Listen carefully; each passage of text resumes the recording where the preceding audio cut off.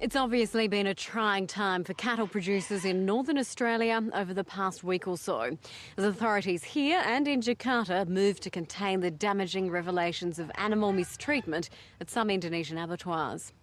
You'll get to meet the Cook family from Supal Jackdown Station in the Territory a little later. They will face this latest setback with the same courage and determination they showed when confronted with a life-changing farm accident. Like their neighbours, the Cooks and all those involved in the live cattle industry are now after some answers from government, which this week moved to defuse a volatile animal rights campaign by ordering a 6-month suspension of the trade to Indonesia. The fallout will wipe hundreds of millions of dollars off the value of the northern cattle herd, the properties they're raised on, and export income.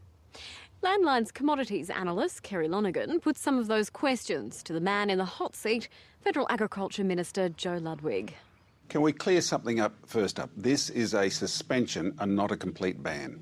Absolutely. What I've done is I've ordered a suspension into the live animal export for up to a period. What I want to ensure is that industry and the Indonesian government and the department can work through, including all the stakeholders, can work through the supply chain so that we can guarantee animal welfare outcomes that the community now expects. So there won't be any exports for at least the next 6 months?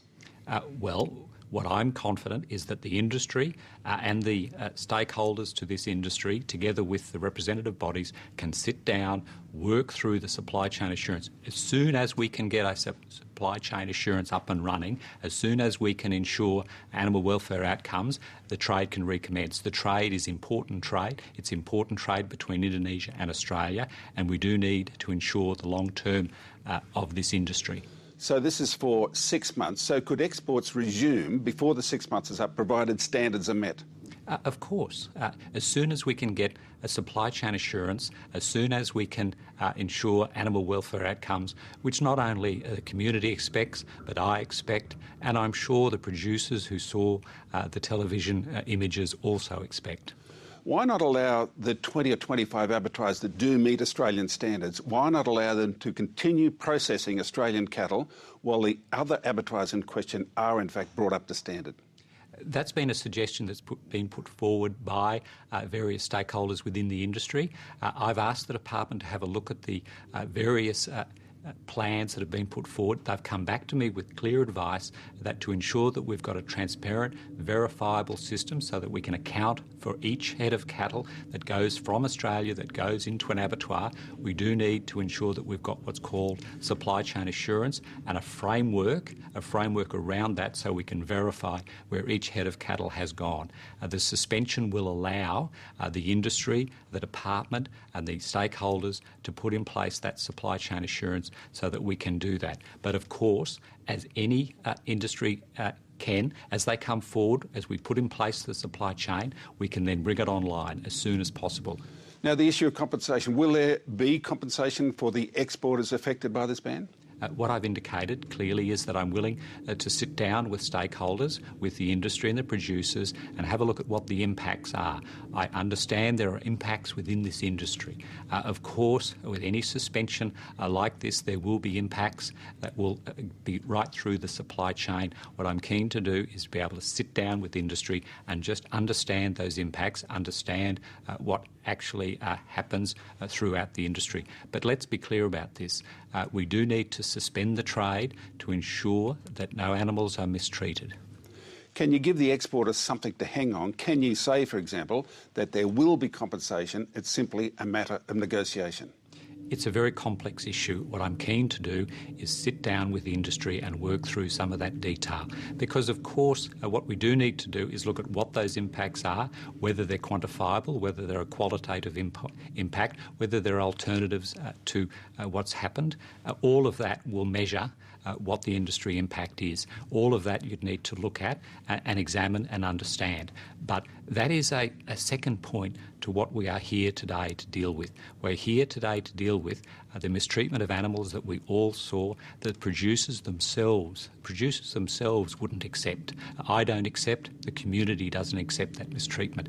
What we have to do is look at a suspension to allow industry to put in place the supply chain assurance that is critically necessary. What is important is that not only do we put that in place, because if we don't put it in place, we risk the industry, quite frankly. We need to ensure that we put it in place to guarantee the long-term industry.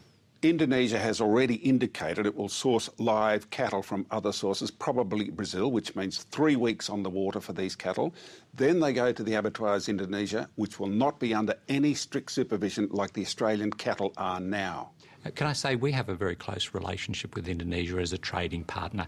I want to ensure that the live export of cattle continues. I want to ensure that we can put in place a supply chain assurance that is both effective and guarantees outcomes that the community expects.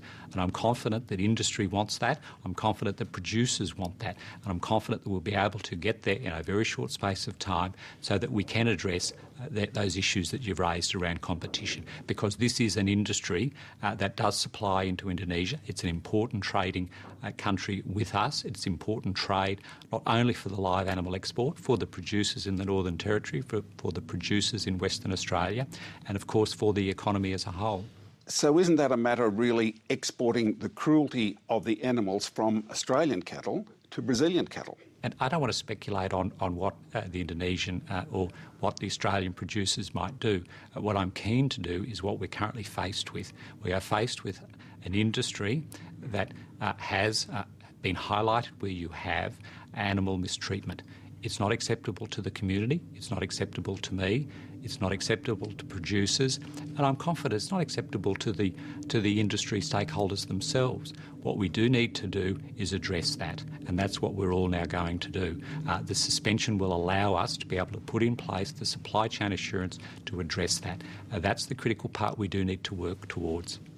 Now, Ramadan is coming up in Indonesia, August the 1st. This is a time when Indonesia needs beef more than at any other time of the year. Was this issue discussed with Indonesia at all? Can I say, I'm not going to go into individual conversations, but can I say we've had a range of conversations with the Indonesian government.